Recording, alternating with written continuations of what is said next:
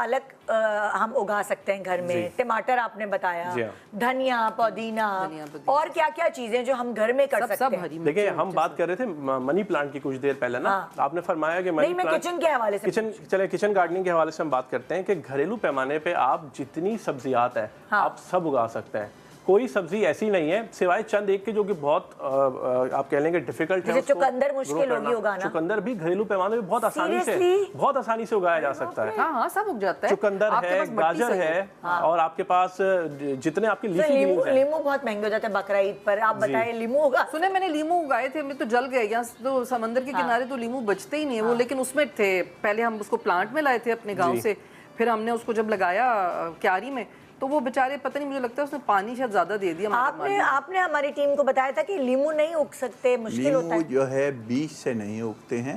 और उगते हैं तो उनका साइज बहुत छोटा होता है। अच्छा। ये ग्राफ्टेड होते हैं, जैसे फजीला साहब बता रही है ना कि उसको हम लेकर आए थे तो वो कलम के हिसाब से मिलता है और पॉट में मिलता है। अच्छा। लेकिन मसला ये होता है कि हम उसको किस कंडीशन में रख रहे हैं। या तो हम बहुत ज्यादा मोहब्बत में आकर के उसके वाटरिंग प्रोटोकॉल को बढ़ा देते हैं। जब पानी ज्यादा देंगे ना तो फल का साइज और उसका जोड़, उसका जो डंठल है जिसको हम पेडंकल कहते हैं, वो कमजोर होता है। जब इसका वजन बढ़ जाएगा तो ये गिर जाएगा। हाँ, मेरे मियाँ तो हर किसी को ओवर फीडिंग करते हैं, चाहे पौधा हो, चाहे जानवर हो, चाहे इंसान हो। हाँ, वो तो ओवर फीडिंग करते हैं हर किसी को। वो मेहमान नवाज है। अच्छा, इसके अलावा एक थोड़ा सा टेक्निकल एस्पेक्ट भी है। मैं सर की बात को आगे बढ़ाऊंगा।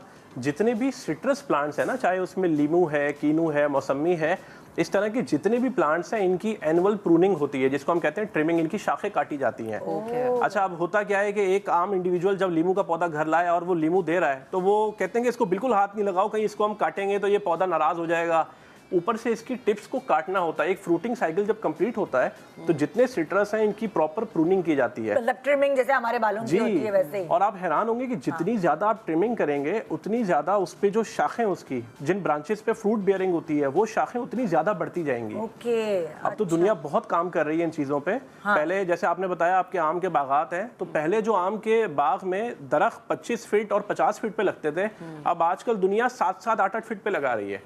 अब कोई भी एक आम इंडिविजुअल ये सोचेगा कि आम का दरख्त तो बहुत बड़ा हो जाता है, तो उसको इतना क्लोज लगाएंगे तो वो कैसे ग्रोथ करेगा। लेकिन ये जो प्रैक्टिस है ये उसकी ट्रिमिंग करके मेंटेन की जाती है। वो हर साल उसकी मेन ऑल्टरनेट फ्रूट बियरिंग होती है आम के जो दरख्त है इस पे, कि आप जो शाखें पहले फल दे चुकी हैं उन शाखों पे दोबारा फल जो है जब आप प्रॉपर ट्रिमिंग करेंगे तो उनके नीचे जो शाखें उन पे ज्यादा फल लगता है।